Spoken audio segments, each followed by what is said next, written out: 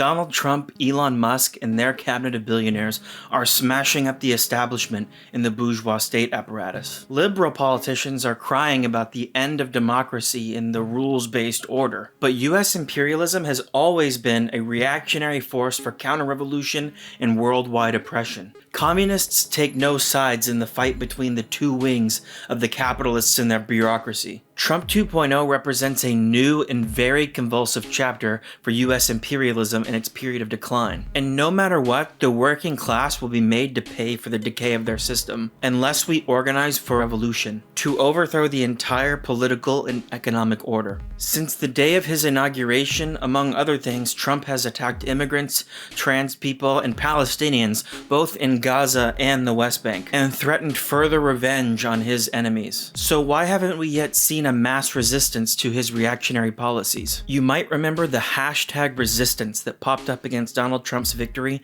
in 2016. Those were noteworthy expressions of popular rejection of this self-interested real estate billionaire in the White House. But due to the lack of a real left-wing alternative, these movements were dominated by liberal politics and the Democratic Party. That's why they failed, and that's why Trump has come back even stronger. Today, the Democrats and the entire political establishment are totally discredited. After the failed promises of the Obama administration, 4 years of Genocide Joe, rampant inflation, and worsening living standards, people have had enough of the liberals' hypocrisy. Millions have drawn the correct conclusion: the Democrats don't represent our interests. Workers are looking for an alternative. Trump emerged from this political vacuum, tapping into it in a distorted, reactionary way. With his right-wing demagogy and unpredictable bluster, he's able to present himself as an outsider. I am the chosen one. Somebody had to do it. With this, he's diverting working-class anger to serve the interests of his class of billionaires. Now even the appearance of any resistance has been lacking from the Democrats. They are in panic mode, paralyzed by their defeat. People who participated in the women's marches watched as Democrats did nothing when abortion rights were ripped away. Many were disgusted by their role in the genocidal war in Gaza. Most were disappointed in their failure to alleviate the cost of living and even make good on Biden's modest promises about student loan forgiveness. We were told there was no money to do those things. All the while they were dumping billions and billions of dollars in defense contracts to arm Ukraine to fight a losing war. The US has spent more money on the Ukraine war than the entire Marshall Plan after World War II. And all they have to show for it is a historic and humiliating defeat against Russia. Biden even doubled down on funding the police more. Police that were used to crush the BLM movement and later the Palestine Solidarity movement. The Democrats squashed potential strikes, like the railroad workers' strike, which even AOC voted to ban. Biden is a consistent, quintessential Democrat, an imperialist and capitalist politician. Now the lip service that Joe gave in his farewell address about an oligarchy is taking shape in America of extreme wealth, power, and influence is correctly seen as a hypocritical sham. But that's what the Democrats have always been. Now what role do they play? Well, the party that called Trump a fascist had no problem giving him the pomp and circumstance of the inauguration, at least in words, placing their trust in him. And even Bernie Sanders voted to approve State Secretary Marco Rubio, a warmonger from the neocon establishment. At a time when Americans are fed up with the status quo and the credibility of the capitalist institutions are crumbling, these supposed soft-left liberals are trying their best to restore their legitimacy and prop up the system. But it's not working. Trump is disturbing the status quo and flooding the zone, as they say, with a fire hose of changes. They range from culture war nonsense to deportations to even destroying entire institutions like USAID. Elon Musk and Trump characterize this organization as a wasteful and corrupt body that needs to be put through the Woodchipper. His crusade against the deep state is actually destroying a useful tool for US imperialist regime change. Earlier this year, we released this book, Colossus, which actually talks about USAID and its role in US imperialism. Responsible for administering civilian foreign aid and development assistance, its stated mission is to promote and demonstrate democratic values abroad and advance a free, peaceful, and prosperous world. Active in over 100 countries, its 2024 budget included $63.1 billion for foreign assistance and diplomatic engagement. As with the IMF, Grants from USAID come with plenty of pro-US strings attached. Our comrades talked about USAID in the podcast Against the Stream. USAID did have humanitarian so-called programs, but behind all of these programs was always the policies of the CIA. In the 50s, 60s, and 70s, the CIA became very unpopular because of the regime change. Then USAID, which was set up in 61, started taking on this. USAID is nominally an independent agency. There's a degree of separation which allows for plausible deniability for the US government. Even when they help poor coffee farmers in Colombia, or they have a health program, even when they do that, they do it with the purpose of advancing the influence and the interest of US imperialism. But there's another side to it, which is directly a subversion, political influence, undermining governments. They even have a part of USAID, it's called the Office for Transition Initiative. Transition from what to what? Transition from a regime that's against the US to a regime that's a puppet of the US. Trump's aggressive push this round is working as intended, as shock and awe. Denmark's Prime Minister and Justin Trudeau in Canada now know that his ambitions to assert US dominance in their territories is not just blustering. The establishment is seeing that the tariffs are real, that he is deporting tons of immigrants, as Biden had done before him, by the way. In his last presidency, he felt like he was held back by the enormous bureaucracy of the establishment. So now he's coming out, guns blazing, shooting from the hip. And again, we're not surprised by all this, and we're also not scared. There is a way to fight back. The way that we win against Trump is not by clinging on to the lesser evil. We have to fight the class war against the capitalists with a new party of the working class, a communist party. Both the Democrats and the Republicans cynically talk about the elite, the billionaires, the deep state, but fundamentally, they are attached to that class and represent its interests. The only real resistance against Trumpism is a resistance against capitalism. We can't make deals with the capitalist class, and we can't expect their system to give us relief. We need a party that's not concerned about preserving the status quo, but understands that the status quo is the problem. We need fighting working class organizations that don't adopt the America First slogan. But the answer is not to bring in cheap labor from abroad. The answer is to hire qualified American workers first. God bless the greatest nation. Thank you very much. We have to explain that the workers have no country, and that when the working class unites here and worldwide, there's no stopping us from getting what we deserve. Better living conditions, no more senseless war, and no more getting our rights taken away by a tiny parasitic minority. This is not just a hopeful dream, this is possible now. And it's not something that's unpopular either. Many people that we talk to are looking for this solution. The revolutionary perspective. On picket lines, at protests, and even on the street randomly, we're finding revolutionaries that are ready to get organized and fight. Our comrades are finding and organizing this layer with more success than ever since the new year. Here's just a sample of what we've done so far in New Orleans, Seattle, Phoenix, Dallas-Fort Worth, and Washington, D.C. Hey, my name's Oliver. I'm the press officer for the RCA New Orleans branch. I'd been a member probably since August, and we officially founded the New Orleans branch in January, and we already have 10 members.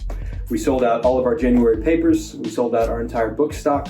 We've doubled our size. Things are going fantastic, and I just wanted to talk about how I became a communist real quick. It's a simple story. I had a good friend from undergrad who became a socialist. He went over to school in Brighton, England, to study Marxist theory in the university setting. And while he was there, the RCP got in touch with him, and it was exactly what he was looking for. He was looking for organized, militant class struggle in Marxist theory, and he found it. Being the only American there, his Mississippi accent, he sold a lot of papers, got a lot of new contacts, he did good work. He invited me over. I took a trip with my fiance. We spent about 2 weeks there, and in those 2 weeks, I went to an RCP branch meeting. I'd been flirting with socialism for a while, but I wouldn't even begin to think of myself as a communist. But when I went there, what I saw was the most organized, professional, thoughtful, and just capable group of young people my age and younger that I had ever met. And I thought, man, these English people must be geniuses. But no, they had trained each other on the theory. They had developed themselves into cadres. they had focused on the professionalism of the party, on creating a fighting movement. I would have joined on the spot, but it was in England and I had to go home. So the second we got back, we decided to do something in Louisiana where we're from. So we officially founded the New Orleans branch in January. Things have been going great ever since. Hey, I'm Parker. I'm the secretary of the New Orleans branch of the Revolutionary Communists of America. And I'm Kaylee, and I just joined like 3 weeks ago with the RCA. We saw that there was this thing called an organization fair happening in New Orleans. Comrades weren't really familiar with this sort of thing happening outside of like college campuses, so we weren't really too sure of what the reception would be to the RCA.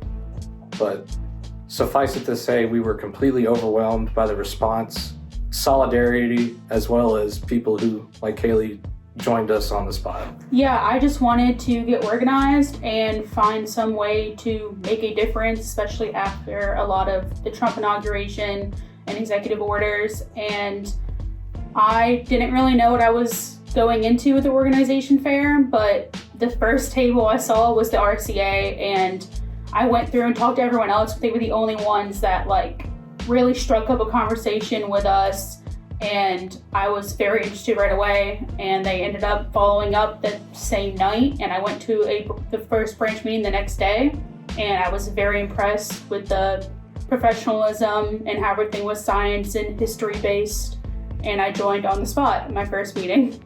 Yeah, so to kind of prepare for that, comrades, at the previous branch meeting before the org fair, we did a Myths of Marxism roundtable. So comrades all got at-bats with answering questions that we would probably expect to see at the organization fair. And just to add on to that, I really feel like the Trump presidency did a lot of the legwork for us. I mean, it was very easy to just point out the fact that he is surrounded by billionaires, and that really resonated with people. And we were really, I want to say, one of the few groups that was carrying an actual sense of revolutionary optimism at the event, because a lot of people were doom and gloom, and we were like, there's never been a better time. We just came back from the strike where people were, exactly that, militant. They're ready to go. And it's kind of shown just by how much we've grown. We've, tripled our size, still small cell, but we've been exploding in size just like the rest of the country. I think we're just excited to continue building the RCA, and no matter where we go, we have comrades there. The Seattle Comrades of the Revolutionary Communists of America kicked 2025 off with a bang. We started with a day school where we had a discussion about the book launch of this book, Colossus, The Rise and Decline of U.S. Imperialism. We discussed the contents of this book and why the question of imperialism is more relevant today than ever before. We followed that up with a discussion about perspectives for building the RCA in 2025. And the following day was Inauguration Day, where we hosted a rally here in Seattle, where 11 comrades got up and gave speeches on different topics ranging from what is Trumpism to what is communism, and ultimately, how can we get organized and fight to end capitalism once and for all. At that rally, we had at least 20 communists come forward and say they wanted to get organized, and we've been working to get them involved in our work ever since. And I think ultimately this rally and book launch were such a success because of all the preparatory work that we've been doing, both organizationally, but of course, ultimately, theoretically, in reading and preparing politically. And so going forward, we know there's hundreds, at least, of revolutionary communists across Seattle who are desperately looking for an organization just like ours, desperately looking for people to learn with and to get organized with. And so it's our task to find them, to get out in the street, to agitate, to sell the paper.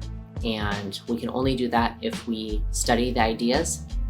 And so that's what we're going to be doing this year in Seattle.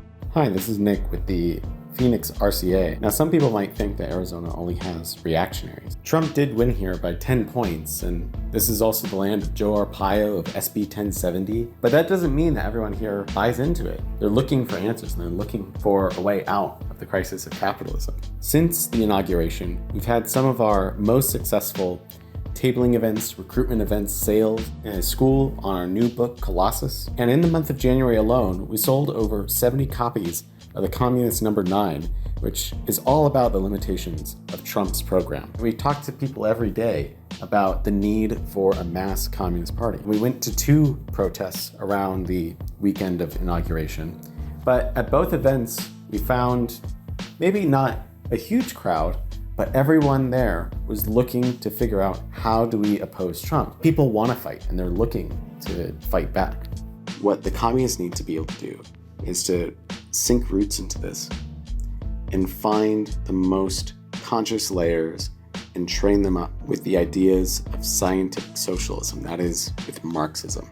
In DFW, we have seen a shift in consciousness with all of these recent events pushing people to be radicalized. Both in protest and normal activity, we found discussing fighting Trumpism with communism gets them on board. Our interventions here, we've had over 40 people sign up wanting to get organized and almost $200 in paper sales. Selling the paper could never be easier. All we have to do is connect the ideas of Marxism to where the working class are today. They have burning questions of what is to be done, and our paper provides those solutions. One look at our paper featuring Luigi Mangione is enough to capture the people we're looking for. A couple of weeks ago, I got to go visit our comrades in Washington, D.C. and help them build a new cell there. It was a fantastic stay. It started with a cell meeting on Marxist economics and the revolutionary press, which ended with nothing short of a 3-hour hangout at a local bar, where we discussed dialectical materialism, the Bolshevik Party, the Russian Revolution, the importance of self-study, and how we can build a strong cell in one of the toughest cities in the world to do so, the capital of world reaction, the belly of the beast of world imperialism. I'd say a big theme of my stay was the revolutionary press, the tool that, as Lenin explained, we need to use in order to build the revolutionary party. All cells that are just starting out, it's studying this paper and selling this paper and using it in every facet of our work that's going to allow us to really build and to strengthen ourselves politically and grow quantitatively. And so that was a big part of my stay. I got to participate in 2 different paper sales with the comrades. Two of our comrades in DC sold their first newspaper. While there, I also got to meet our comrades from Baltimore and Virginia, who sold some of their first papers. And then on Monday, we went to the Trump protest, the anti-Trump protest during the inauguration, and it was fantastic. We sold around 20 newspapers. We made around 10 contacts. Afterwards, we made sure to call these contacts. And then after I left, I was informed that at the next DC cell meeting, 4 contacts showed up and joined on the spot, and we effectively doubled the size of our Washington, D.C. cell. There are thousands of revolutionary communists in the US ready to organize and fight for revolution. If you are a communist and you are committed to the overthrow of capitalism in our lifetime, then the Revolutionary Communists of America is your party.